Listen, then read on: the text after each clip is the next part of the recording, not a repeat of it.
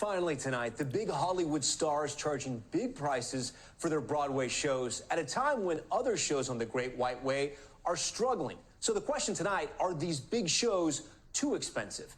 This weekend, the Denzel Washington lead revival of Othello opened with a red carpet featuring J-Lo and even former President Joe Biden. But want to get yourself a ticket to see Denzel's take on Shakespeare? That could cost you. Expect to shell out up to $921 per ticket in the main orchestra. Same deal with recent Oscar winner Kieran Culkin's take on Glengarry Glen Ross, about $724 a seat. And good luck paying to see George Clooney's show. Good Night and Good Luck, which hasn't even opened yet, has already broken Broadway box office records. The charge that could hit your credit card, $779 for one seat. And just for comparison, when we also looked at ticket prices for, say, a top musical like Wicked, snagging a Friday night seat for a musical that has been around since 2003, I should say, it's about $272 a ticket. Now, critics and columnists are weighing in, the New York Post calling these prices, quote, completely out of control, while The Guardian writes, you no longer need to visit a scalper to get price gouged. For more on this, Broadway reporter Leigh Scheps joins us now in studio. So great to have you on Top Story. Hi, nice to see you, Tom. Yeah, so, I mean, the question's easy. Like, are these prices out of control? Those prices are out of control.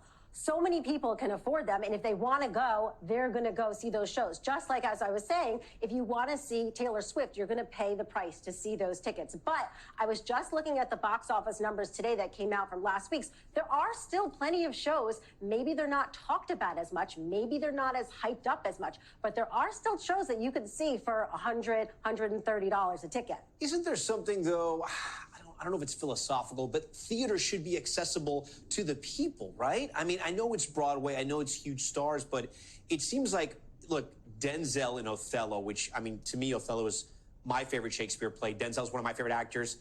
That's a lot of money, though. It's almost $1,000 to see it. I know maybe it's a once-in-a-lifetime experience, but if you're a huge fan and that's just out of your price range, what do you do? Well, if you're... Is there anything you can do? Yes, there is, and you have to know where to look. If you're a student, they just announced for Othello, $39 tickets. But, that's incredible. But the caveat is you have to go to the box office to get a ticket, and I'm sure you're going to have to wait in line for that ticket. So you have to know in order to go to get that ticket, and once they sell out of those limited tickets for $39, you're out of luck. But the good news is many of the shows, most of them all have similar deals, rush tickets, not just for students, that you can go to any of these box offices and see if you can get a ticket for around that price. Is a show like Othello, is that completely selling out? It's selling out. So people are paying for it? People who want to go, want to be in the room, and they want to see Othello. Those people are the people who can afford it, and they want to go and post on social media, hey, I was at Othello to see Denzel Washington and Jake Gyllenhaal, because it is something to talk about. Well, I do want to ask you about that. You cover Broadway. Yeah. You know so much about Broadway.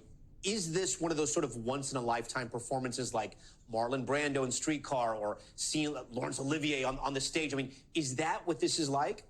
It is, because I'm going to take it into comparison as, did you see Bette Midler and Hello, Dolly? Well, I sure did, and that was a once-in-a-lifetime opportunity for me. And it was that good? And it was that great. I saw Hello, Dolly 6 times. It was so fabulous. You love that one.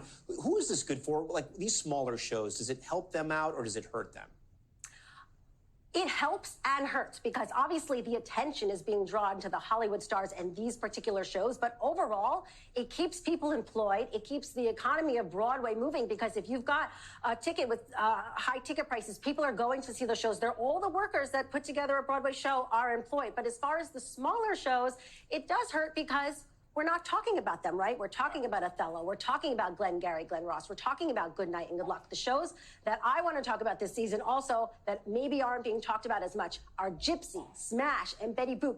3 great shows that I'm excited to see. I saw 2 of the 3. Betty Boop I haven't seen yet. But those are just fun shows that if you want to go with your friends, not pay maybe $800 a ticket, that's a show to see. If you get 2 tickets to Othello and you don't have anyone to take, I know a guy who may want to go, all right? So just, you let me know. Leigh, so great to have you here. Thank you for being here. Thank you so much, Tom. And we thank you for watching.